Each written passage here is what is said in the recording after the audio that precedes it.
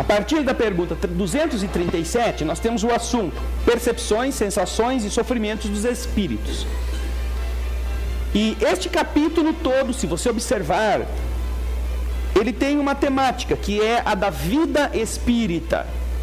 Neste capítulo, nós vamos ver Kardec indagando o mundo espiritual sobre temas que dizem respeito a como é o mundo do lado de lá, a vida no mundo espírita, na realidade do mundo invisível. Então nós já começamos a entender o que eram espíritos errantes, os mundos transitórios, e agora estamos na percepção e sofrimento dos espíritos. Depois nós vamos ver a escolha das provas, relações de além-túmulo, relações simpáticas e antipáticas dos espíritos, lembranças da existência corporal e comemoração dos mortos e funerais. Se isso é legal para o espírito que está do lado de lá, quando os homens fazem. Lembramos que comemoração dos mortos e funerais não estará sendo estudado do prisma, do ponto de vista da vida física. É claro que são os homens que fazem. Mas, como isso repercute na vida espírita, como isso chega aos espíritos, isso vai ser mais lá para frente. Nós, então, vimos na semana passada se os espíritos tinham necessidade de luz para ver. Não é isso que nós vimos semana passada? Os espíritos precisam de luz para enxergar? Hein? Sim ou não? Não precisam. Por quê? Porque nós não temos do lado de lá a estrutura natural do mundo físico, do lado de cá. Há uma outra dimensão, há uma outra realidade, e lá no mundo espiritual existem outras leis tão naturais quanto as nossas, que regem este contato de cada espírito com o ambiente em que ele se encontra. Mas nós já, inclusive, comentamos semana passada, não é? Que em algumas reuniões mediúnicas chegam a espíritos dizendo que estão na escuridão, que não enxergam nada, que estão cegos. Por que eles dizem isto? Se do lado de lá não precisam de luz para enxergar. Cuidado com esperar o microfone chegar, porque hoje é a Alice é mais delicada, ela vai assim, flutuando. Então, porque eles estão acostumados ainda com o corpo físico? Bom, no corpo físico eles enxergavam. Se eles estão acostumados com o corpo físico, do lado de lá tinham que enxergar também. Então por quê? Por quê? Agora, se você disser assim, mas e se eles fossem cegos? Então, e eles desencarnaram, chegam do lado de lá, com a mente imaginando que eles não conseguem enxergar, certamente essa sua resposta se enquadra nisto, nesta situação. Agora, e se a pessoa morrer sem este problema? Desencarnou e está do lado de lá. Por que que vários destes se manifestam em reuniões mediúnicas de todas as casas espíritas, dizendo que estão na escuridão, que eles têm medo de ficar sozinhos no escuro, que eles não enxergam nada? Por quê, Norlinda? Eu acho assim que eles levam ainda aquela sensação que está na escuridão, pode ser isso? Eles sentem que estão, eles não estão. Eles falam que estão, mas eles não estão na escuridão. Eles sentem que estão ainda. Não estão na escuridão? Não estão. É que nem quando eles sentem que não tem uma perna, né? Eles têm a perna, né? Eles acham que desencarnou sem aquela perna, mais ou menos por aí, não é? Não sei. E aí eles sentem que não tem a sensação que está na escuridão, mas eu acho que eles não estão, não. Tenho certeza que eles não estão. Alice, a Norilei levantou a mão. Eu acho que enxerga dependendo do grau de evolução, de como ele se preparou para o desencarne, né? Se ele achou que ia morrer e não enxergar nada, ia acabar tudo, não vai enxergar. Mas se ele sabe que a morte não acaba aqui, que a vida continua, ele vai enxergar. Porque ele já se preparou, já... Agora, me diz uma coisa. Essa é uma resposta que está dentro daquilo que nós já estudamos até aqui. Mas nós temos no Ocidente, não é? A religião cristã que é predominante. A religião cristã é uma religião espiritualista. Certo ou errado? Certo ou errado? Certo. É espiritualista por quê? Porque ela considera que o corpo não é o principal, que além do corpo existe algo que sobrevive ao corpo e que está livre quando o corpo morre, certo ou errado? Certo. Ou seja, se todas as pessoas que são cristãs acreditam que o corpo morre e o espírito continua, naturalmente seria muito fácil chegar do lado de lá: eu sou espírito, eu era crente, eu era católico, e eu sei que eu continuo, meu corpo morreu e eu estou aqui vivo como um espírito. Mas nós vemos muitas entidades aflitas, exatamente porque, até tendo religião, até sendo ministro da religião, estão na escuridão. Ou seja, não falta o conhecimento. O que será que falta para que isso aconteça? Agora, entre estas, enquanto vocês pensam, tem uma outra pergunta dentro do que a Norlinda estava dizendo. Em algumas obras de André Luiz, uma delas é Os Mensageiros, nós vemos André Luiz vindo de a pé, vamos falar bem o português claro, vindo de a pé com o seu instrutor e o seu amigo, saindo da região onde ele estava, nosso lar, e vindo fazer um estágio na terra. E nós vamos encontrar descrições de que em determinado ponto do trajeto as coisas vão ficando pretas, literalmente, vão ficando escuras. Em uma destas obras, o mentor diz a eles que nem conversem nada, porque até o sol desaparece, até a luz solar na região umbralina onde eles estão some. E aí, Norlinda, como é que fica essa conversa? Mas se ele entende, então ele vai ter luz, ele vai ver, mas ele está numa baita de escuridão lascada. Como que é isso? Nem o André Luiz lá, que estava vindo para o instrutor, estava conseguindo chegar direito, porque ele estava numa região extremamente densa. Bem, nós vemos o quê? Nós vemos a resposta, não é? A resposta que nós já, inclusive isso é da semana passada, tá? Isso é só para aquecer um pouquinho os neurônios e fazer o povo começar a tirar as brusas de nervoso. Você vai pondo o povo na parede, vai dando calor e aí já vai suando no inverno, não é? Então, olha lá, vamos ver a resposta. 246. Os espíritos têm necessidade de luz para ver? Resposta: veem por si mesmos. Não tem necessidade da luz exterior. Para eles não há trevas, a não ser aquelas em que se encontram por expiação. E aí? Não é? O que nós aprendemos em relação ao mundo espiritual? Que na medida em que nós aproximamos-nos do centro físico da Terra, nós entramos em dimensões onde a densidade, apesar de ser menor do que a física, ela é grande o suficiente para ser impregnada de matéria para aqueles que estão lá. Para nós são espíritos que a gente não enxerga, porque nós estamos na área mais densa. Mas eles, como espíritos, estão em uma dimensão tão próxima, na qual a matéria mental que nós produzimos é abundante no mal, que esta área se torna escura, se torna opaca na visão dos próprios espíritos. Quando você lê os 2 primeiros capítulos do livro Nosso Lar, você vai ver que André Luiz fala que ele está numa região penumbrosa, numa região escura. Ele foge de seres monstruosos que passam em bandos. Os 2 primeiros capítulos de Nosso Lar demonstram isto. Agora, por que ele está nessa área? Por que nesta região existe essa escuridão ou essa penumbra? Que é o que dá o nome exatamente desta área, umbral. O umbral é aquele que está no escuro, ou a região umbralina é a região sem luz, está ali, por quê? Porque ele está em processo expiatório.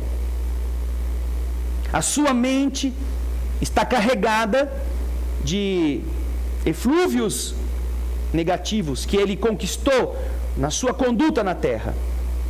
E ele, por causa disso, não consegue subir a níveis melhores, sem antes queimar essa matéria mental nessa região.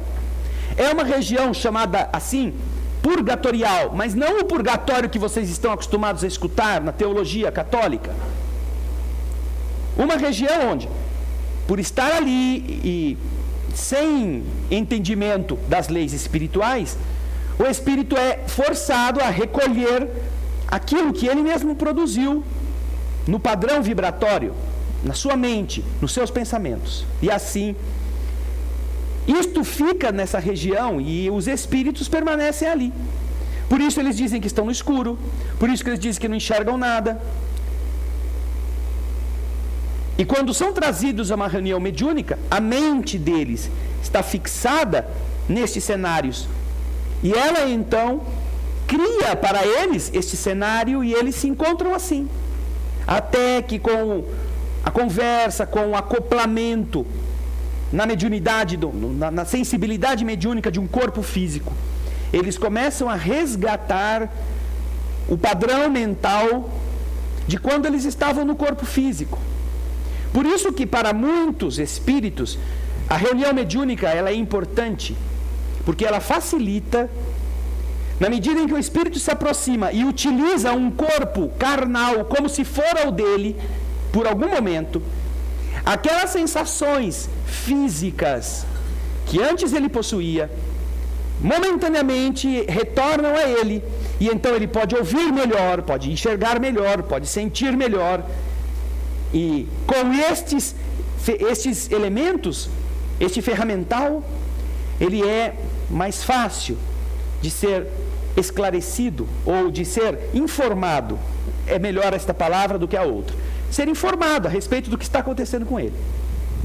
Então, é por esse motivo, por aquilo que está escrito nessa frase final, Norlinda, Norilei, que nós encontramos alguns espíritos que mesmo já do lado de lá, não estejam ainda numa região luminosa ou em condições de enxergar com clareza.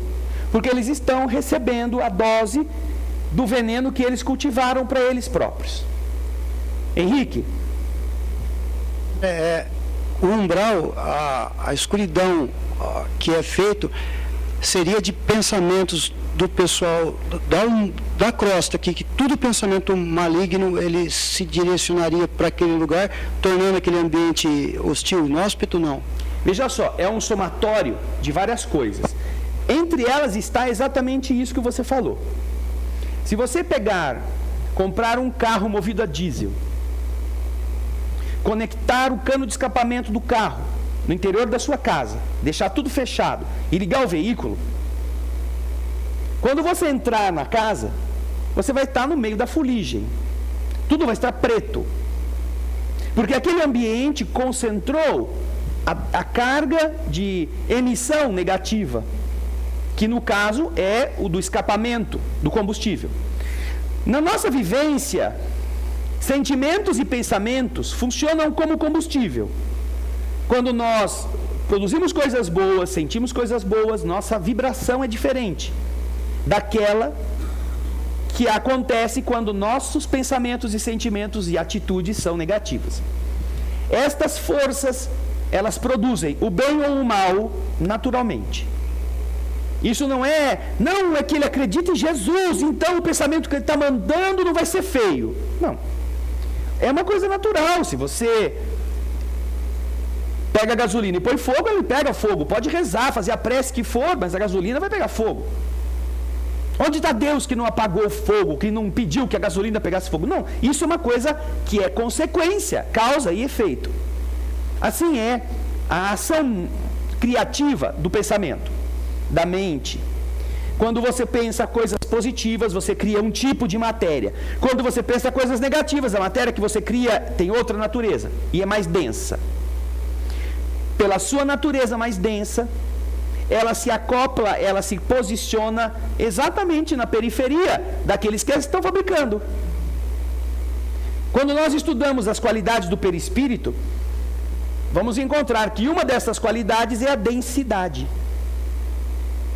Nas reuniões de materialização, as pessoas que dela participaram e os estudiosos perceberam que a emissão ectoplásmica do médium que está doando, assim que ela se projeta, ela tende para o chão, como se ela tivesse um peso específico, como se ela fosse atraída por uma força gravitacional. Ou seja, por ser matéria neste caso, ela permanece nessa dimensão atraída pela matéria. Então, o fato de estar envolvendo a Terra não é porque é uma punição divina, mas é porque, se você não toma banho, quem vai feder é você mesmo. O mau cheiro não pode chegar no vizinho antes de ter saído de você. Mas se você toma banho, se você se perfuma, você é o primeiro a ficar perfumado.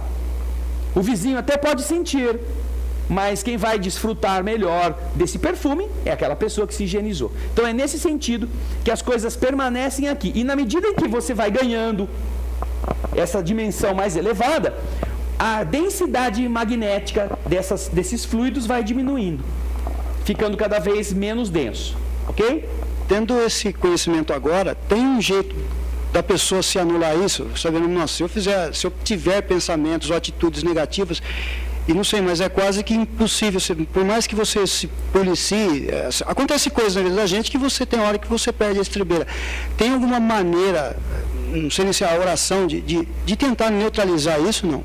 Isso é uma pergunta muito interessante.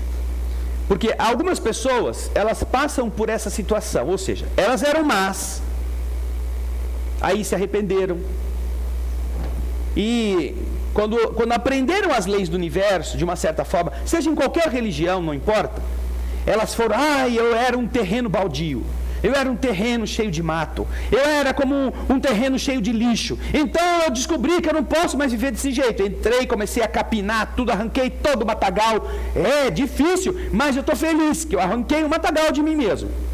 Você, então, no primeiro momento, se sente feliz. Por quê? Porque aquilo que estava poluído, de repente, não está mais. Mas, se você só ficar nisso, você fala, graças a Deus, agora eu posso descansar. Você vai para sua casa, não faz nada. Aí no dia seguinte cai uma chuvinha, no outro dia vem o sol, esquenta a terra. Uma semana depois você vai ver o que aconteceu com o mato. Está tudo de novo aparecendo. Então você descobre que não basta cortar o mato. É preciso jogar veneno, mata-mato. Porque a raiz que fica lá embaixo vai fazer o mato nascer de novo. Então você precisa ir além apenas daquela atitude de eu vou então parar de fazer as coisas erradas. Você precisa vigiar para que com o passar do tempo você não relaxe e na semana seguinte volte de novo a se ver vítima daquilo que você pensou que tinha acabado, mas não acabou. Aí você faz o mata-mato e eles não nascem mais, aqueles que já existiam. Mas se você não voltar mais lá no terreno, um mês depois, alguma coisa começa a nascer de novo, que é o vento que traz, alguém que planta, algum passarinho, começa a coisa a brotar novamente. Agora, até aí, o trabalho não é muito grande. O problema é quando você descobre que apesar de você ter feito a limpeza do terreno, seu terreno ainda está cheio de toco, de pedra, de buraco. E que para você poder usar aquele terreno, você precisa começar a arrancar aquilo da terra. Esse é o problema mais difícil de todos nós. É arrancar da terra dura, velha, acostumada, as pedras, as raízes. Isso é bem mais difícil do que arrancar o mato.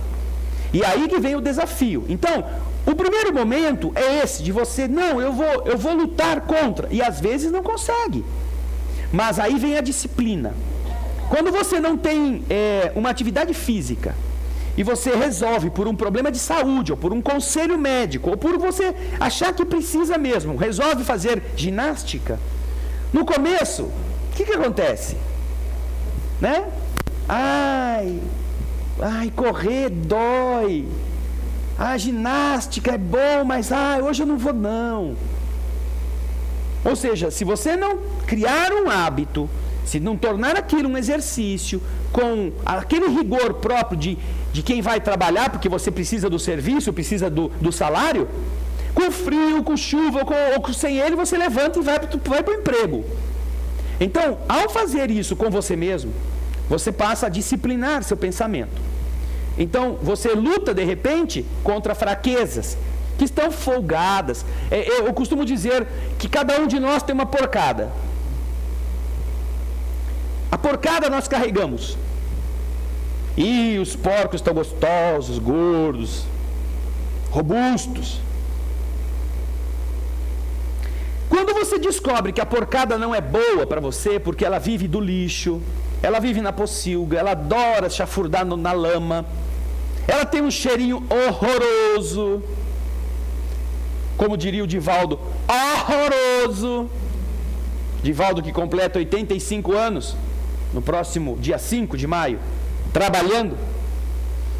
Quando você descobre que a sua porcada está pesando em você, você fala o quê? Não quero mais isso. Não vou dar mais comida para esse porco. Ah, legal, ótimo. Você não vai mais jogar lavagem, então você não joga mais lixo, você não vê mais coisas ruins, você não procura não pensar em coisas ruins. Mas quando você para de dar comida para os porcos, no dia seguinte os porcos ficaram magrinhos? No dia seguinte? Não. Estão gordo, e gordo, e gordo, e gordo, e gordo. Então você tem que ficar um dia, uma semana, um mês, um ano para o porco começar a emagrecer. E se você volta a jogar uma lavagemzinha para ele, aquilo que estava emagrecendo, eles comem tudo e voltam a engordar. Assim somos nós, Henrique. Nós precisamos entender a necessidade de diminuirmos a comida para os porcos, que são os nossos defeitos, nossas fragilidades, nossas tendências. Você identificou-as? Então isso eu não posso alimentar. Só que, às vezes você passa 2 anos vigiando e num deslize qualquer de um dia que você não acordou de ânimo, né, nervoso, não sonhou com coisa boa, naquele dia você volta a fazer o que não deve. E aquele porquinho que já estava ficando magrelinho, está vivo. Opa, hoje ele lembrou de mim, vou comer. Por isso que é um exercício. Você não deve se achar mal quando cair, nem deve se achar bom quando venceu. Um dia.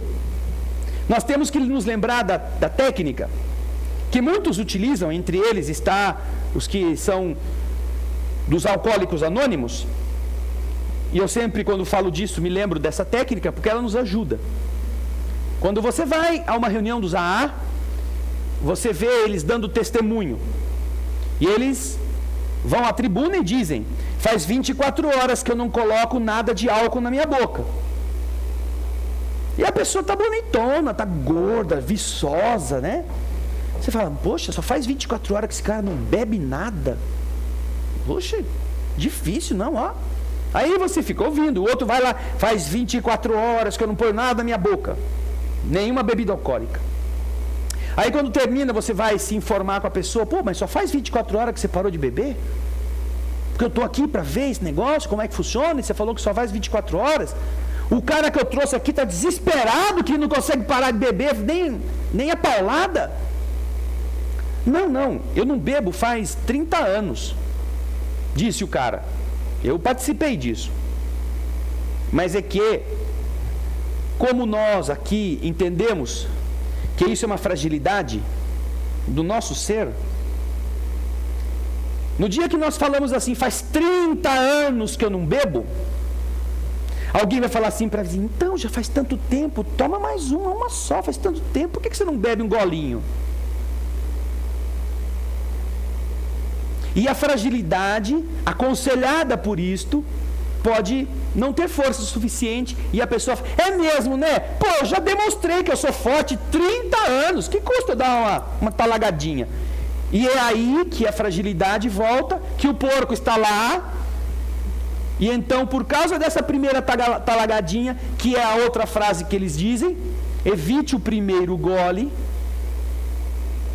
porque se você não evitar o primeiro, vai vir o segundo, o terceiro, sem dúvida, pela fragilidade. Então, este exercício é muito importante, não só nos AA, nos narcóticos anônimos, em qualquer uma destas necessárias lutas que a gente enfrente para vencer nossas debilidades. Lutar contra os nossos porquinhos e nunca achar que eles já morreram. Olha, faz 24 horas que eu não dou comida para o meu porco. E eles estão lá raquítico. Você só vai saber mesmo se venceu-os quando você chegar do outro lado da vida. E aí vai ver o tamanho da avaria que ainda existe no nosso espírito, ok? As nuvens de pensamentos, elas são tão densas, elas são tão agressivas, que elas se concentram geralmente, quando André Luiz está observando, em determinados pontos da cidade. Ele fala isso no livro Nosso Lar, quando ele está vindo para passar aquela fatídica semana junto da esposa muito amada, que não o tinha esquecido até então. Quando ele está vindo sobre o Rio de Janeiro, ele começa a ver a cidade coberta em determinadas áreas mais do que em outras. E então o instrutor diz a ele: tratam-se de nuvens pestilenciais, nuvens de pensamentos nocivos. E não do ponto de vista da questão da matéria, mas elas são tão densas que, carregando consigo esses bacilos psíquicos, aquelas pessoas que se abastecem dessas energias em sintonia com isto, estão mais aptas a desenvolver na parte orgânica as respectivas enfermidades, as correspondentes enfermidades nas regiões em que seu organismo está mais debilitado, pelo contato mental e pela absorção desta realidade. Do mesmo modo, por exemplo, que um fumante está muito mais apto a desenvolver uma pneumonia por ter ingerido esse tipo de fuligem, e ela estar abastecendo o seu pulmão de problemas e mais problemas. E assim também a coisa se dá no mundo espiritual. Agora, do ponto de vista vibratório, nós vamos ver como é que nós produzimos matéria como espíritos também na nossa dimensão. E uma excelente exemplificação disso você encontra no capítulo 13 do livro Missionários da Luz. Na reencarnação de Segismundo, Segismundo está com problemas para renascer. Por quê?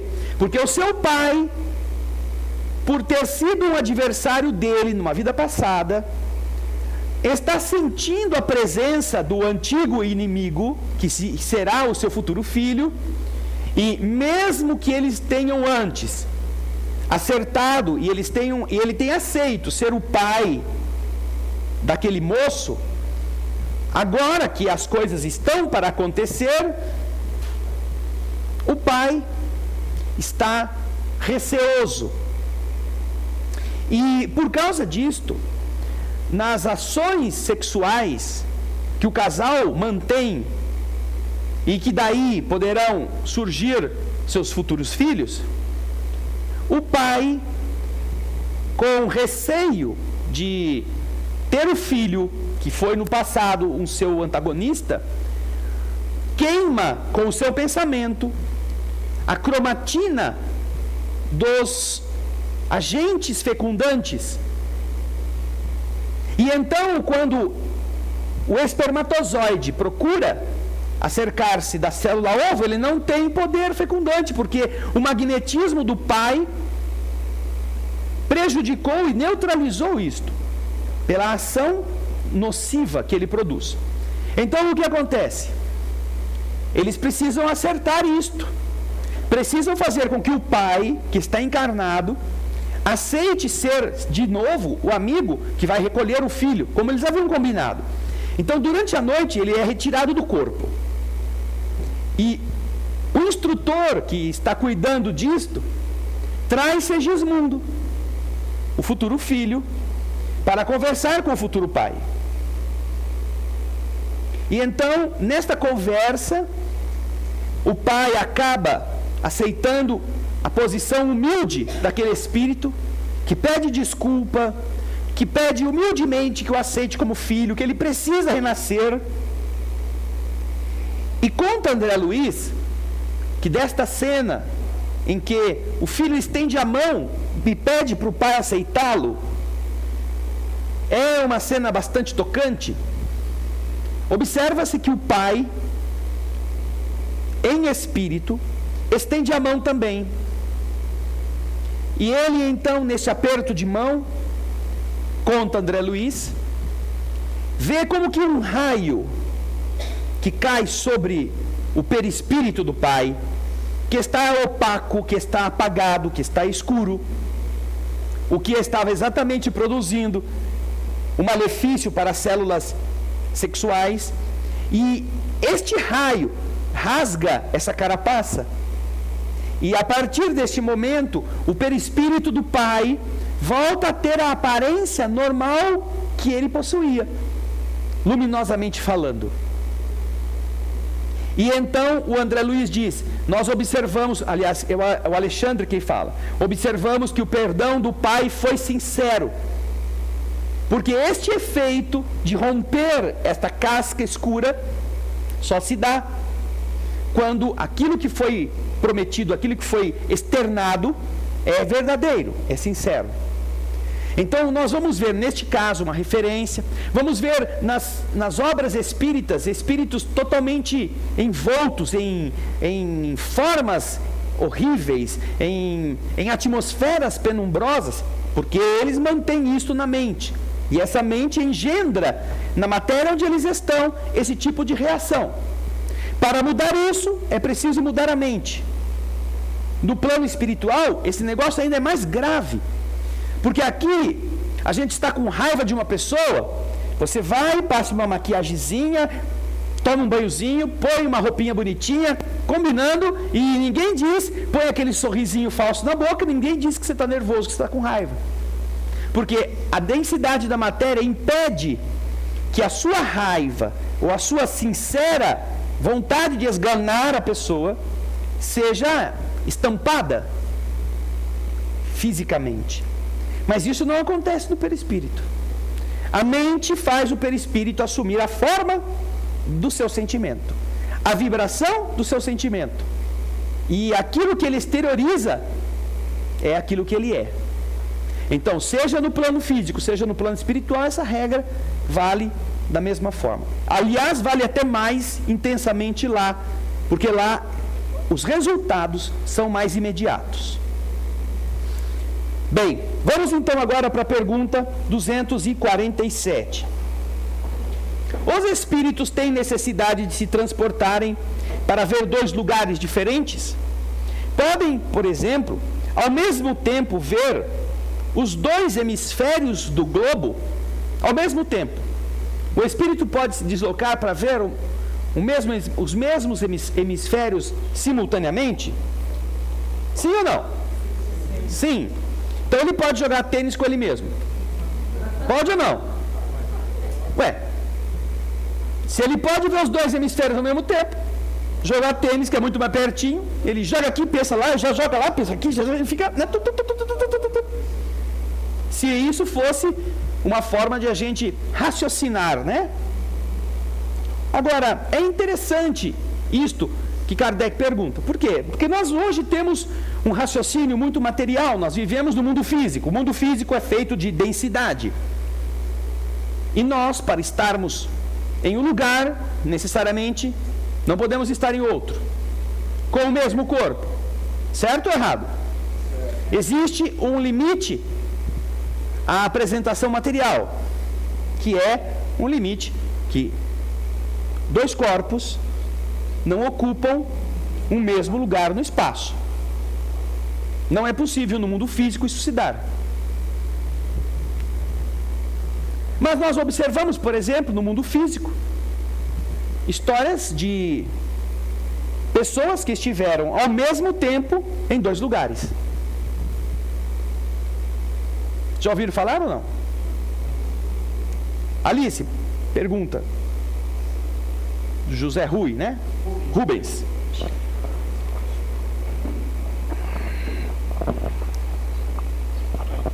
Eu sou... Minha família é de Tambaú. E Tambaú teve o padre Donizete. E o padre Donizete, eu assisti algumas missas gravadas, né? E é interessante que ele fala muito em energia, essas coisas. Sim. E tem um caso que foi... Eles disseram que foi comprovado, né? Que ele esteve fazendo uma missa em Tambaú e uma em Vargem Grande, que é 40 quilômetros de distância. Sim. Já... No mesmo dia e na mesma hora. Isso. Vamos ver. Estas são referências, e é engraçado que tenham como origem a própria igreja, não é? Porque na igreja católica, notícias desse tipo não são raras. Aliás, elas são bastante tocantes. Inclusive, foram fundamento de canonização de alguns santos conhecidos. Santo Antônio de Pádua, por exemplo, e o Livro dos Médiuns traz esta noção.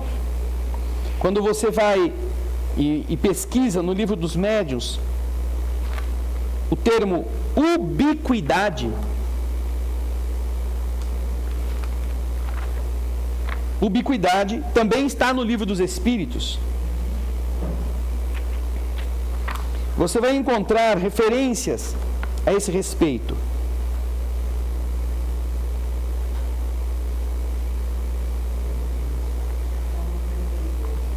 Como? Isso, tem na 92, tem outras referências também a respeito da ubiquidade. Mas nós temos aqui, há uma referência que Kardec faz no Livro dos Médiuns. Vamos ver se eu encontro ela agora. Sobre Santo Alfonso de Liguori e Santo Antônio. Tratando de homens duplos, ou de estar em dois lugares ao mesmo tempo, a história conta que Santo Antônio estava pregando em Pádua, na Itália.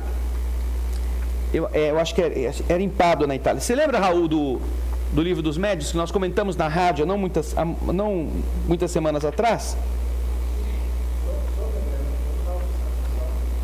Sobre Santo Antônio, a duplicidade de corpos. Ah, é isso mesmo. Você achou aqui, Ana Paula? Tudo bem, volta para mim, deixa eu pegar no Livro dos Médiuns. Ah, tudo bem.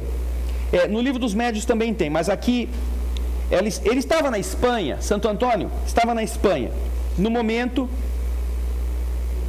em que o seu pai, em Pádua, ia ser condenado ao suplício, acusado de morte. E olha só como a história conta. Aqui ela não está contada com essa riqueza de detalhes, mas quando você vai à história católica destes eventos, você encontra a seguinte descrição: que o pai, em um tribunal, está sendo acusado de ter matado uma pessoa. E naquela época, 1100 e alguma coisa, deixa lá, Ana Paula, ela tem 85 janelas aqui agora, até ela encontrar qual que foi que ela abriu. Santo Antônio, que estava na Espanha, obviamente não tinha e-mail. O computador dele naquele dia tinha ido fazer uma formatação, porque tinha pegado um vírus. E ele não sabia que o pai estava sendo julgado.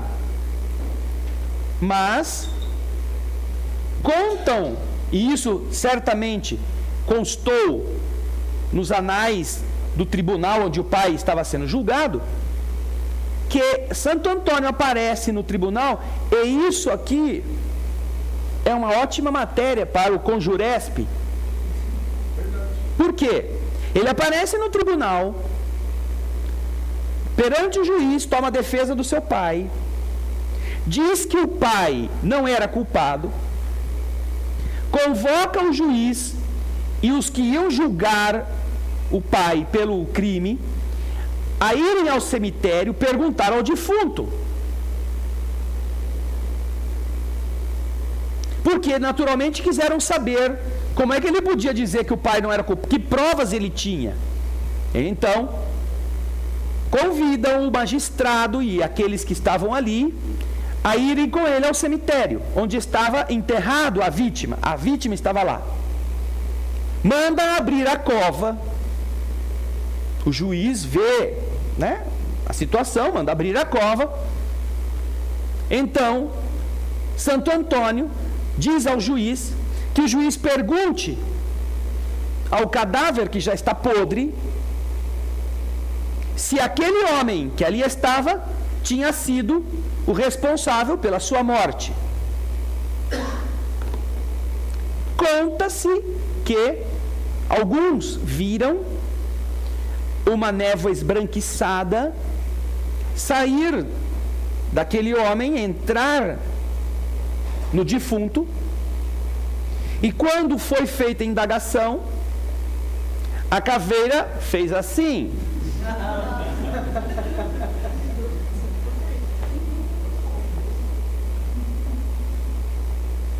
Eu não sei se ficou alguém lá para ver o resto. Mas isso foi suficiente para que o pai dele fosse absolvido, lá em Pádua. Mas nesse momento, o corpo físico estava na Espanha, pregando em uma igreja. Esta referência também se faz a um outro santo da igreja, que é Santo Alfonso de Liguori, que foi canonizado antes do tempo previsto, por haver se mostrado simultaneamente em 2 lugares diferentes, o que foi tido por um milagre. Desta forma, nós vamos encontrar, juntamente com o depoimento do nosso irmão, o José Rubens, que fala sobre o padre Donizete, de Tambaú, que também, segundo a tradição religiosa daquela época, passou por situações assim, como também nós vamos encontrar isso, inúmeras referências a respeito de Eurípides Barçanufo. Eurípides Barçanufo era constantemente requisitado para fazer partos e assim estava dando aula. Os seus alunos, entre os quais estava o nosso irmão Tomás Novelino, que desencarnou há 10 anos mais ou menos e que contou várias dessas passagens, viam-no pedir que todos ficassem quietos. Ele então se recolhia na própria sala de aula, entrava como num estado de torpor, como está o Gaspar agora. Ele deve estar aparecendo em algum outro lugar nesse instante. Ele entrava no estado de torpor e depois ele voltava. De alguns instantes, ele voltava e aí ele contava para os alunos o que tinha acontecido. E era uma mediunidade fabulosa. E ele dizia assim: agora, o marido dessa pessoa, que eu acabei de fazer o parto, está chegando com o cavalo aqui no colégio. Agora ele está subindo as escadas. Está entrando pelo corredor, agora ele vai bater na porta. E os alunos, imagina ser aluno do professor assim, né? É quase, não é? É quase o Harry Potter. É quase você tá no castelo lá do Hogwarts. Aí o homem batia na porta. Então ele atendia. O homem disse: Senhor, minha mulher está em trabalho de parto, eu vim buscar o senhor porque nós não temos como arrumar um médico. E aí Eurípides dizia para ele: não, pode voltar, que você já é pai de um menino, não sei o que, não sei o que. Ah, mas como? Eu não vi o senhor pelo caminho. Não, mas eu estive lá. Aí ninguém acreditava, né? Imagina isso em 1915, 1914. Você não acredita hoje que o médico chegou antes de você no doente? Com carro, ambulância e tudo? Imagina naquela época. Aí o cara voltava com o cavalo, chegava lá, E a mulher contava, ai, benzinho, que bom que deu tempo, o doutor Eurípides veio aqui, fez o meu parto, assim, assim, assim, assim. Isso aí era comuníssimo. Então, ele estava em um lugar e fazia, com o seu deslocamento para outra parte, atendia as pessoas. Conta a história, é interessante este fato, que ele ficou tão famoso, ele era tão respeitado, que as autoridades eclesiásticas lá da cidade mineira, não é? Sacramento, viam-no como um inimigo. E mais o que eles queriam é acabar com a vida dele.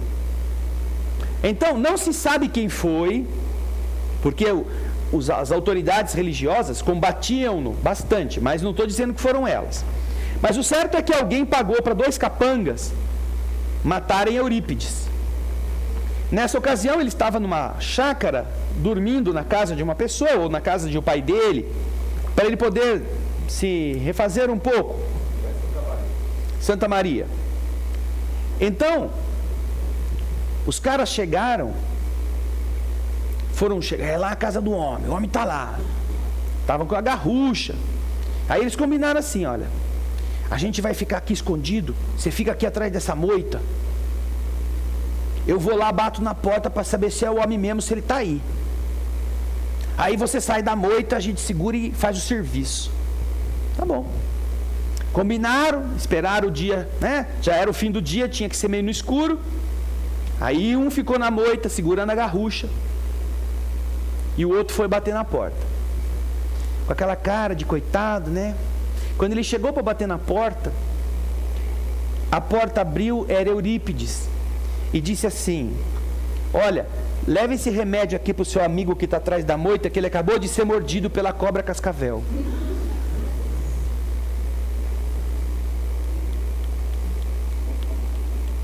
Para o cara que ia matá-lo. Aí o cara, ele quase morreu, né? O próprio cara. Quando volta lá, está o meu amigo dele estribuchando que ele tinha sido morto, tinha sido picado pela cobra cascavel. E Eurípides já tinha lhe dado remédio para que ele, fazendo o bem, para que ele ia fazer o mal, pudesse salvar o amigo da picada. Então existem coisas muito interessantes que nós temos, inclusive na própria religião católica, referências a respeito desta possibilidade de estar em vários lugares ao mesmo tempo. Não se trata, portanto, de uma questão assim ilusória. São fatos que Kardec utiliza para perguntar aos espíritos se, no caso, é possível que, sendo espírito, ele possa estar em 2 lugares ao mesmo tempo, ver os 2 lugares simultaneamente. E se o encarnado pode fazer, não é? Se nós já vemos isso em casos variados na Terra, com um corpo denso como é o nosso, por que não com relação ao mundo espiritual, não é? Agora, é interessante estudar essa pergunta em combinação com a pergunta 92 do Livro dos Espíritos. A pergunta 92, item B, você que está em casa também procure. No Livro dos Espíritos, pergunta 92, item B. O B é que é uma outra pergunta dentro da pergunta, não é? A 92, item A, fala sobre o dom da ubiquidade, que é exatamente estar em 2 lugares ao mesmo tempo. A pergunta é a seguinte: os espíritos têm o dom da ubiquidade? Por outras palavras, o mesmo espírito pode se dividir ou existir em vários lugares ao mesmo tempo? A resposta é: não pode haver divisão do mesmo espírito, mas cada um é um centro que irradia em diversas direções, e é por isso que parecem estar em vários lugares ao mesmo tempo. Vês o Sol? É apenas um. No entanto, ilumina tudo ao seu redor e leva seus raios a longas distâncias. Apesar disso, ele não se divide. Aí vem a pergunta B. Todos os espíritos se irradiam com o mesmo poder? Resposta: muito longe disso. Depende do grau da sua pureza. Ou seja, a capacidade irradiante de espíritos e também de encarnados depende do grau da sua pureza. E este mesmo requisito, a pureza, está na pergunta 88, está na pergunta 90. A pergunta 88 vai falar sobre a aparência da alma, do espírito. Qual é a forma? Tem cor?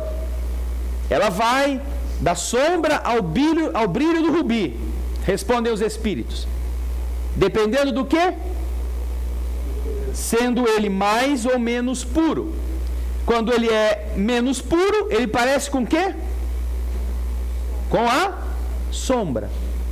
E quando ele se purifica, ele vai ganhando em luminosidade, em brilho, a chegar a essa aparência do brilho do rubi. Mas isso estamos falando de espírito, a essência. Não estamos falando do perispírito, estamos falando da essência. Depois a pergunta 90.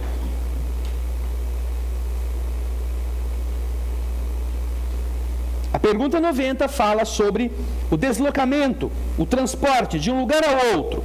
Se o espírito tem consciência da distância que ele percorre, dos espaços que atravessa, ou é subitamente transportado para o lugar onde ele quer ir. E a resposta é: acontece em ambas as coisas.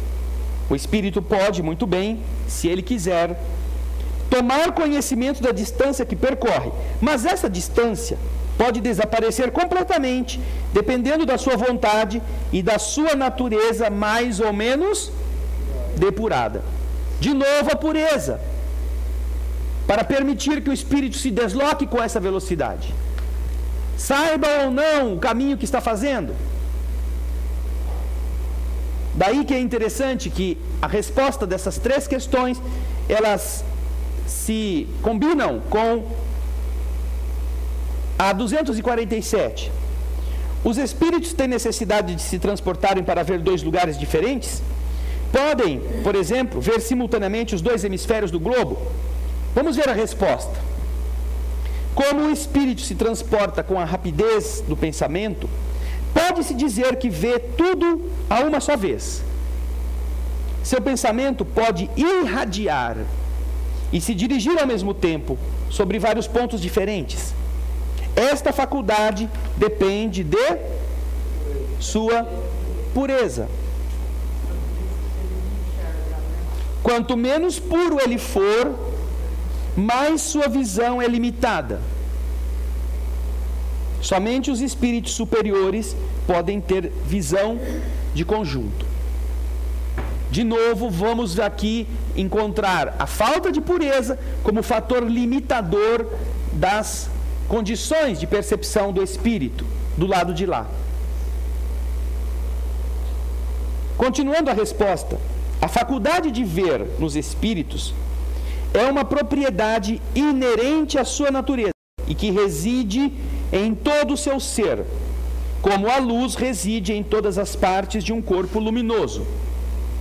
É uma espécie de lucidez universal que se estende a tudo, envolve a uma só vez o espaço, o tempo e as coisas, e para a qual não há trevas nem obstáculos materiais. Compreende-se que deve ser assim. No homem, a visão se realiza através do funcionamento de um órgão impressionado pela luz, e sem luz ele fica na obscuridade. No espírito, a faculdade de ver, sendo um atributo próprio, abstração feita de todo agente exterior, a visão é independente da luz. Perguntas? Vamos lá? Nós vamos então parar por aqui no estudo de hoje. 248 será da próxima semana. Anota aí, viu, Elaine? A próxima semana vamos retomar esse estudo interessante sobre a condição, a situação dos espíritos a partir da pergunta 248. Vamos agora às perguntas, que algumas delas nós herdamos da semana passada, porque o tempo não foi possível para a resposta de todas. A Lúcia Maria pergunta. Ela é de onde, hein, Ana Paula? Ah, tá bom. Se após a vida o nosso pensamento nos ajuda a produzir a realidade, não é fato que isto também acontece conosco, vivos, sendo o nosso pensamento o primeiro passo a produzir o nosso bom futuro, já que bons pensamentos nos conduzem a fazermos boas ações, plantando assim boas sementes para colhermos bons frutos? Obrigado, Lúcia, pela sua colocação, que é muito verdadeira. Nós, não apenas como espíritos, estaremos vinculados ao padrão do nosso pensamento. A diferença é aquela que eu já citei aqui.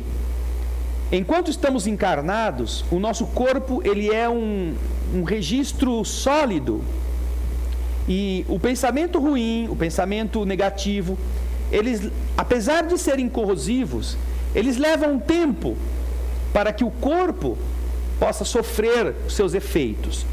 Mas também, com a persistência do pensamento negativo, do pensamento pessimista, o corpo vai sendo atacado e pode, por causa deles, produzir doenças, sofrer determinadas avarias que poderiam ter sido evitadas.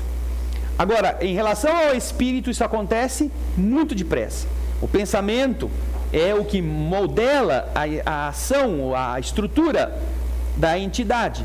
Não tendo mais o corpo físico, sobre ela repercutem mais direta e profundamente o padrão de seus pensamentos e seus sentimentos. Daí ser tão importante para nós, e é isto que gera uma dificuldade muito grande para os encarnados que não têm o contato com as leis espirituais. Por isso que quando falei com a Norilei, logo no começo do nosso estudo, e disse, mas os católicos, os evangélicos, eles também sabem que o mundo, que a vida continua do lado de lá. E por que que eles estão, às vezes, nas reuniões religiosas, e muitos espíritas também, reclamando que estão no escuro, que eles não enxergam, que eles estão sofrendo? Por quê? Porque eles tinham um conhecimento que não fez nenhuma diferença para eles no pensamento. Eles sabiam, do mesmo modo que o fumante sabe que o cigarro faz mal, mas continua fumando, ou seja, o pensamento não corresponde à atitude, todos nós que não estando preparados com lucidez, com consciência, que apenas temos a informação, mas ela não muda o nosso modo de ser, ela não é incorporada por nós na nossa maneira de agir, na nossa disciplina mental. Quando desencarnarmos, vamos estar diante exatamente da turbulência de uma situação física que depende do pensamento. Então, olha que coisa difícil, não é, Lúcia Maria? Que coisa complicada. Nós aqui falamos assim, ai meu Deus, não suporto essa pessoa que está aqui do meu lado. Puxa, como é que eu fui sentar essa noite bem do lado dessa coisa aqui? Mas agora eu também não vou sair daqui, que vai ficar chato. Então eu vou aguentar as 2 horas de estudo do lado dessa lambisgoia. Você não falou nada. Você chegou quando viu a mulher, oi, tudo bem? Ai, que bom te ver. Agora vamos ver essa cena, todo mundo no plano espiritual. Aí você senta, olhou, viu a lambisgoia e começou, ai, maldita lambisgoia que eu sentei aqui, todo mundo está te ouvindo. Meu Deus, que coisa horrível, não suporta essa mulher, e a coisa está ficando preta à volta de você, e está todo mundo se espantando de ver o que você está ali vibrando. E é a lambisgoia que se levanta e sai de perto, porque não aguenta você com aquela vibração horrível sobre ela. Não há segredo. Então, o que diz a Lúcia aqui, e o que o Espiritismo nos fala é, será muito adequado que nós aprendamos a treinar já o nosso pensamento. Para que quando acontecer de a gente ir para o outro lado, a gente não seja assim, surpreendido por tantas pisadas na bola. O espírito Picasso aqui, falando conosco na pintura mediúnica, costuma dizer que, na verdade, pela indisciplina, viu, Henrique, que nós estamos falando sobre ela, ele sofreu muito do lado de lá. Porque assim que acontecia alguma coisa que ele já achava que não era certo, ele já dava o cuspe mental. Nós temos isso. Só que quando a gente está na Terra, esse cuspe mental ninguém escuta, ninguém vê. A pessoa vai receber a cuspida lá onde ela está, mas às vezes ela também não sente de imediato o torpedo. Mas no plano espiritual, pensou, tá danado. Pensou. E as pessoas diziam isso, inclusive da convivência com Chico. Chico Xavier tinha essa capacidade de ouvir os pensamentos.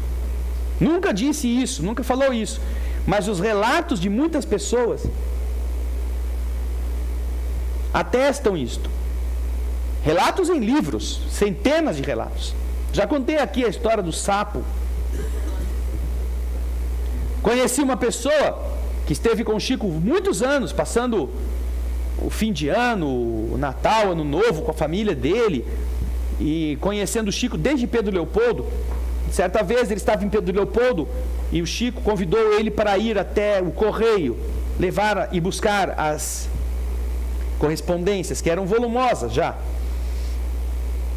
E então esse senhor, agora senhor, não era jovem, indo, percebeu que vinha vindo uma procissão. A procissão católica, portanto, era feita por aquelas pessoas que viviam xingando o Chico com alto-falante na igreja. O padre fazia a homilia da missa, acabando com o Chico, que morava a três casas praticamente da praça da igreja. Toda Pedro Leopoldo ouvia o padre achincalhar com aquele coitado, dizendo que ele era o filho do capeta e não sei o quê. Então, e ele sempre quieto. E então este senhor, vendo aquela procissão e vendo que a procissão ia passar antes deles atravessarem a rua, naquela época o povo usava chapéu, né? Naquela época. Ele falou assim: eu não vou tirar meu chapéu da cabeça. Pensou, né? Esses católicos fanáticos que ficam xingando o Chico, depois carregando essas cruzes na procissão aí, achando que é isso que vai resolver o mundo. Eu não vou tirar chapéu coisa nenhuma para esse povo fanático, ignorante. Tudo pensando. E o Chico bem quieto. Aí eles foram, né? E ele queria acelerar o passo para eles conseguirem passar antes da procissão chegar, né? E o Chico bem tranquilo, jeito mineiro, né? Bem tranquilão. Aí quando chegou e ainda dava para passar, o Chico parou, como se fosse para esperar mesmo um cortejo. Aí o amigo parou do lado, né? E quando a procissão começou a se aproximar, o Chico disse para ele assim: meu filho, vamos nos descobrir em homenagem à fé dessas pessoas. Descobrir significa tirar o chapéu. Ele podia ter tirado o dele e não falado nada. Mas para educar o amigo, não importa que eles falem mal de nós. O que eles estão vivendo aqui, por pior que a gente possa imaginar, que é uma coisa de ignorante, que não tem sentido nenhum, espelha a fé dessas pessoas. E esta fé é digna de respeito. Vamos então tirar o chapéu em homenagem à fé dessas criaturas. E aí ele queria entrar no chapéu. Né? Ele queria ser pequenininho para enfiar o chapéu nele assim e sumir ali, porque ele tinha certeza, ele sabia que o Chico tinha escutado, como aliás sempre foi muito comum. E então ele dizia assim: eu desenvolvi uma técnica para estar do lado. Ele não, outra pessoa que era íntimo do Chico falou para mim: a gente só conseguia um certo sucesso para o Chico não saber o que a gente estava pensando quando a gente fazia uma coisa. O que você fazia? A gente tinha que embaralhar os pensamentos. Então você pensava numa coisa, já pensava numa outra, já pensava numa outra. Assim ficava mais difícil dele entender o que é que você estava pensando. Mas mesmo assim, às vezes ele catava a coisa e a gente não conseguia. Então o melhor mesmo era não pensar perto dele. E estamos falando de uma pessoa encarnada, quer dizer então dos espíritos. Daí seria importante, Lúcia, que a gente treine agora. Comecemos a fazer esse teste, esse exercício. Vamos parar de pensar mal das pessoas. Vamos parar de viver uma vida dupla. Uma vida de dia, uma vida de noite. Vamos assumir nossos defeitos, vamos assumir como nós somos. Não vamos ser bonzinhos quando vamos na igreja e malzinhos quando estamos em casa. Vamos tentar viver de uma forma autêntica, porque isso será garantia para o nosso espírito de menos, né, tropeços e vergonhas do lado de lá, porque do lado de lá é o mundo da verdade. Lá quem não gosta de você está na cara, e se você não gosta também está na cara. Quem padeceu os maus bocados com essa situação foi o irmão Jacó, no livro Voltei, que eu recomendo sempre às pessoas que leiam. Sendo espírita, ele ainda carregou para o lado de lá essa mania de ser uma coisa por fora e estar pensando outra por dentro. E era a filha dele que tinha que dar uns beliscões perispirituais nele para que ele se recompusesse nos pensamentos errados que ele estava tendo. Então, esta é uma coisa muito importante para esta vida, Laura, ou melhor, Lúcia, e para outra, principalmente. E nós que estamos na Terra tentando realizar objetivos, o pensamento é fundamental para que nós cooperemos com o universo, a fim de que aqueles nossos sonhos, desde que sejam bons para nós, desde que sejam adequados aos nossos exercícios evolutivos, possam ocorrer. Mas não se esqueça que só o pensamento não faz tudo sozinho. Ele precisa do nosso esforço, da nossa conduta. Muito obrigado, viu, Lúcia? Um grande abraço para você. A Laura Martinez, de Melbourne, na Austrália, pergunta: todos nós temos que passar pelo umbral ao desencarnar? Ou alguns vão a outros lugares e não passam pelo umbral depois da morte? Não, Laura, não são todos os que passam pelo fenômeno da morte que precisam estagiar no umbral. Será necessário quando nossos pensamentos estiverem contaminados de coisas materiais. Quando nós estivermos densificados nas nossas vibrações, o umbral é uma zona de depuração, a fim de que nós possamos entrar nas atmosferas superiores. Mas não é necessário que nós todos tenhamos que passar por lá. Os que já se desmaterializaram na vida física não precisam passar pelo umbral. Os que já têm um pensamento razoavelmente equilibrado não precisam dessa experiência. E como eu disse agora, enquanto André Luiz, no livro Nosso Lar, estagiou pelo menos 8 anos no umbral, irmão Jacó, no livro Voltei, não precisou passar pelo umbral.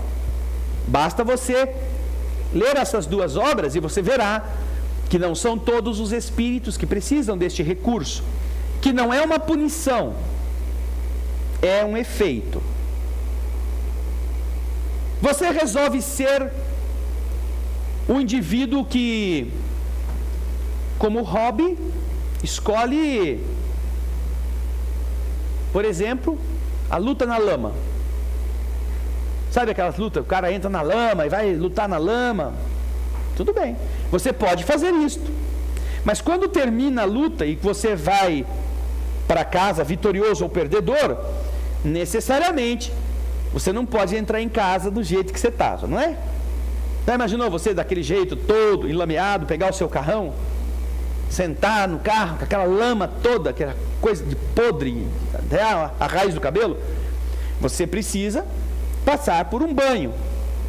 Antes de sair lá do local onde você estava competindo, você tem que tomar um banho decente, um banho bom, caco de telha.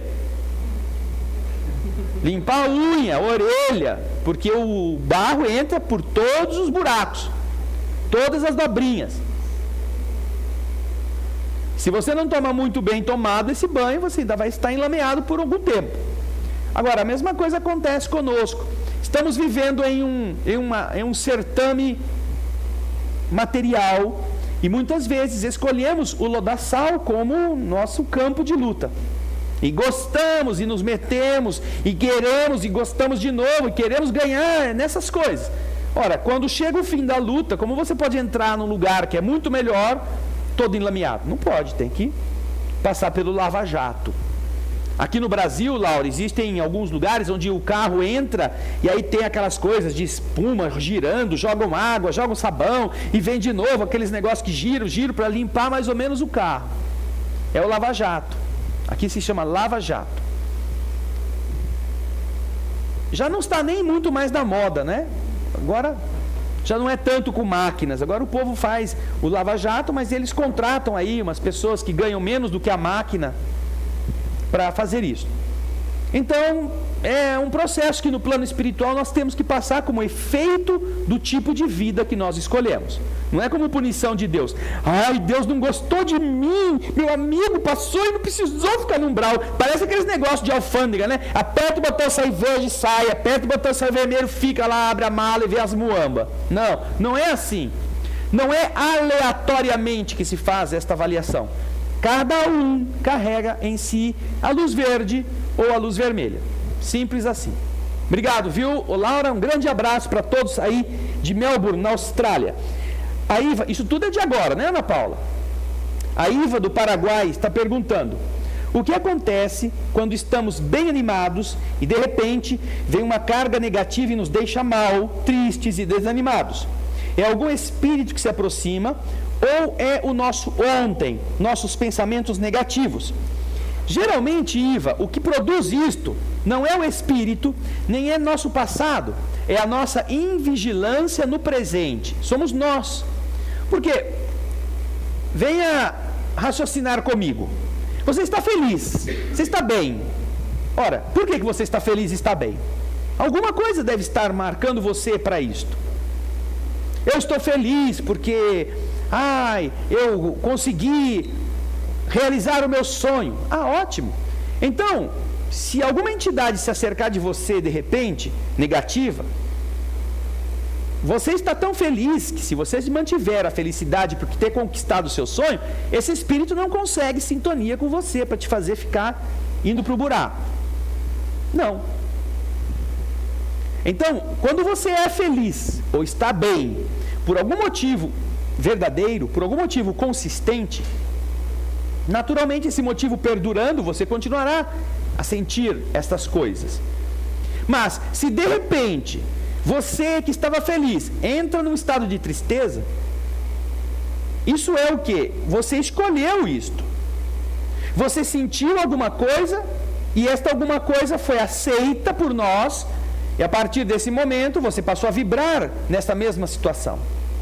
Não é a coisa que é ruim, nós é que aceitamos esta sintonia. Então as pessoas falam assim: eu estou tão feliz, está tudo dando certo na minha vida, que maravilha, eu só tenho que agradecer a Deus, mas a coisa está ficando tão boa que eu já tenho medo que alguma desgraça vai acontecer. Se você entrar na sintonia de que alguma desgraça vai acontecer, você não vai ser feliz. E aí alguma entidade pegando essa brecha faz você realmente ficar preocupado e ficar em depressão, porque está muito feliz. Porque está dando tudo muito certo, você já começa a ficar triste por antecipação. É que nem aqueles filmes, né? Porque isso nos ensina no cinema. No cinema é assim, né? Agora eu vou pegar o avião, agora eu vou para casa, vou encontrar meu filho, minha mulher, olha aqui, eles estão aqui. Quando o cara começa a falar muito assim, você já sabe que ele vai morrer. Pode escrever. Ele vai levar um tiro, o avião vai cair, ou uma tragédia vai acontecer com ele, vai ficar com o pé preso na escada rolante, vão ter que amputar o pé, depois vai dar gangrena, ele não vai chegar nunca, porque a felicidade da tragédia.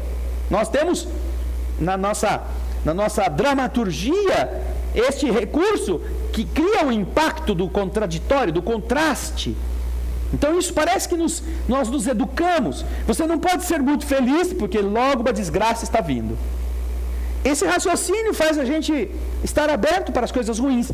Mas é preciso lembrar que a felicidade que nós sentimos tem que ser mais consistente do que esta que às vezes a gente acha, que está feliz porque trocou o carro, que conseguiu conquistar a moça bonita, o rapaz forte, rico. Essa é a minha felicidade. Não podemos nos ser tão levianos a ponto de prendermos-nos a coisas que naturalmente são mutáveis. Daí ser importante, Iva, que nós estejamos procurando uma felicidade consistente. E se nós a encontramos ou nós a sentimos, cultivamos isto como sendo o que é importante. E se vem alguma coisa ruim, se vem algum pensamento mau, se vem alguma notícia infeliz, você escuta e joga fora. Porque se você cultivar a notícia ruim, você começa a se amargar. Ninguém está dizendo aqui que você tem que ser Alice no País das Maravilhas, fazer de conta que está, né, com o coelho, com a água da cartola, com o homem do chapéu mágico. Não. Mas entenda que se você conhece a lei espiritual, se você entende como funcionam os mecanismos do mundo invisível, o bom pensamento é saúde, o mau pensamento é doença. É simples assim. E quem faz o pensamento somos nós. Você pode estar numa situação muito ruim e ao mesmo tempo estar com um bom pensamento. Porque numa situação muito ruim, com um mau pensamento, ela vai melhorar ou não? Não, não vai. Numa situação muito ruim, com um mau pensamento junto, você ainda vai afundar mais um pouco no lodo. Ao mesmo tempo, se você num momento difícil estiver com um bom pensamento, quem sabe? Pior do que aquilo não fica. Não é? Com a sua cooperação. Pode ser que melhore. Tá bom? Obrigado, viu, Iva? Um abraço para você. A Angélica de Campo Grande. Os espíritos têm uma visão mais ampliada. Veem praticamente por todos os poros espirituais, certo? E quando estamos desdobrados, também vemos assim? Angélica, o que você está chamando de desdobramento, na realidade, o livro dos médiuns chama de sonambulismo. Porque a palavra desdobramento, se nós formos considerá-la como uma referência à saída do corpo, ela acontece conosco todas as noites. Durante o nosso sono, nosso espírito se desdobra, sai do corpo. Mas eu entendo o que você quer dizer, e eu só estou fazendo essa diferenciação para os telespectadores também não confundirem. O chamado desdobramento consciente, ou seja, nós saímos do corpo todas as noites e não nos lembramos do que está acontecendo. E às vezes voltamos para o corpo no dia seguinte e ninguém nem sabe, não sonhei com nada, coisa sem graça, dormi, não aconteceu nada. Mas você não guardou. Agora, quando se trata de desdobramento consciente é aquele em que você sai do corpo e sabe disto.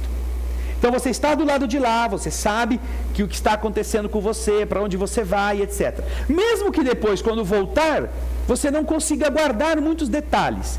Ou, apesar de ele estar muito claro, você tem pedaços que não registrou, que você não entende por que aquilo estava acontecendo daquele jeito. Quanto mais nos preparamos para dormir, melhor será a nossa capacidade de reter as impressões do sono, o que acontece do lado de lá. E melhor será também a proteção que nós temos, porque estamos em sintonia com ela, ao sairmos do corpo. Mas, no caso do sonâmbulo, o sonâmbulo que, ao sair do corpo, está como que num processo de transe mediúnico, o sonambulismo pode ser tanto o que acontece quando a gente vai dormir, mas não é aquele que o cara sai da cama assim e vai assaltar a geladeira, né? Oh, eu sou sonâmbulo, vou pegar o quindim que está lá, que minha mulher escondeu. Né? Não é esse o sonambulismo.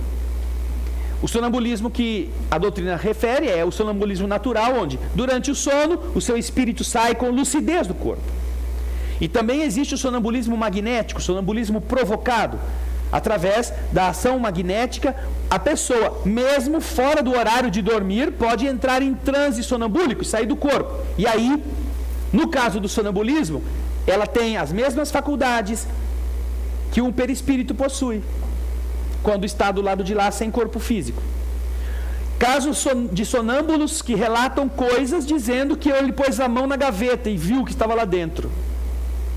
Eu contei semana passada sobre isso.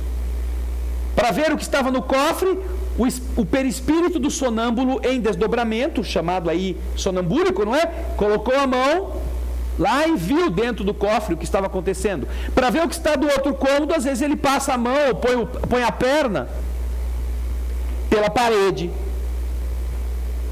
E assim ele identifica o que está lá. Então, são alguns relatos interessantes dentro disto que você, Angélica, está citando, que nós, quando estamos nesse processo sonambúlico, também podemos estar nessa condição. Se o nosso preparo para o repouso for tal, que ao sairmos do corpo nós tenhamos essa lucidez, nós teremos condições de ver no escuro. não precisaremos de luz. Os espíritos amigos nos explicam isso. É um bom teste, tá bom? Eu acho que dá para a gente começar a se preparar melhor para que o nosso retorno e a lembrança sejam instrutivas durante o nosso estado de vigília. Obrigado, Angélica. Um grande abraço para você. Tem mais uma pergunta. Vamos lá, Alice. Mande pelo pensamento, Alice.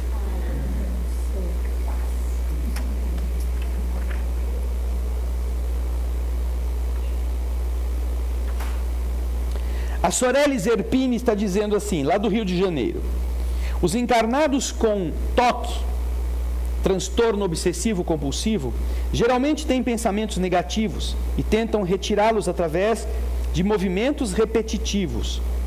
Quando desencarnarem, a influência seria muito maior?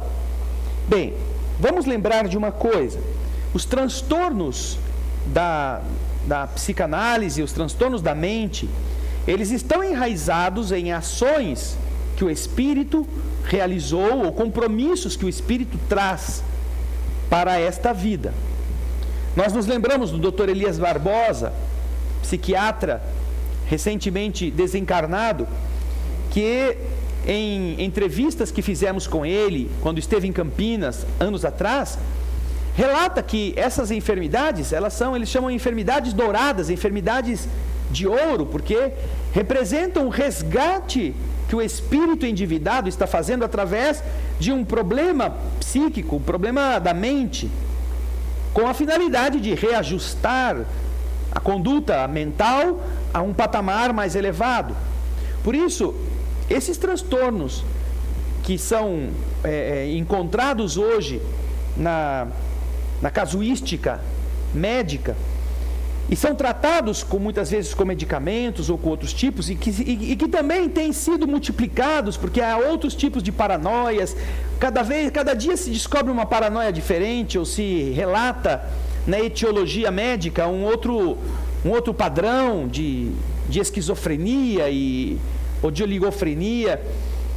De qualquer forma, é importante lembrar que estas são debilidades do espírito que se comunicam à matéria cerebral.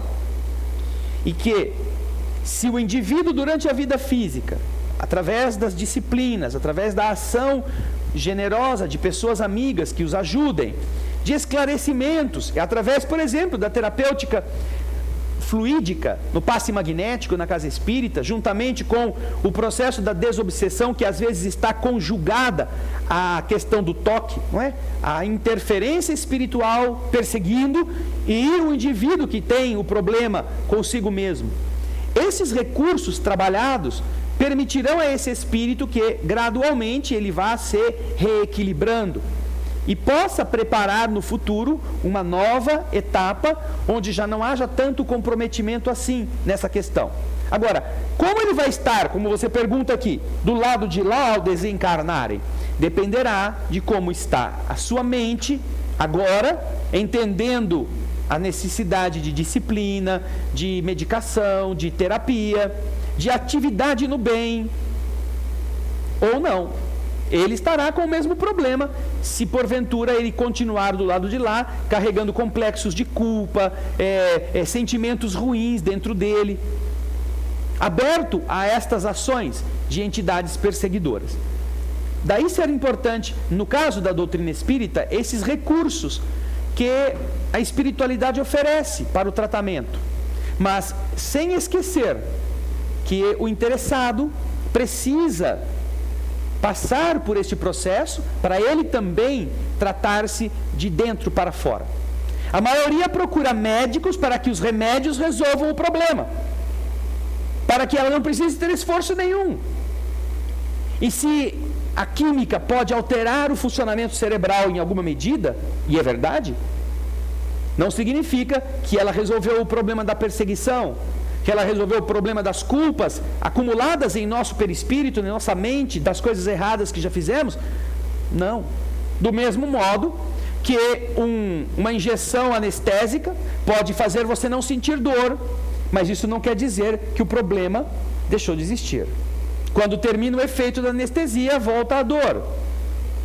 Por isso é que com esta esta medida útil e interessante que a doutrina espírita oferece, que nós respondemos a sua indagação sobre este conflito de personalidade e outros que possam também estar produzindo malefícios, incômodos para aquelas pessoas que estão passando por eles. Não quer dizer que a terapêutica médica, psiquiátrica não ajude, não é verdade, ajuda, mas não se restringam a esperar que o médico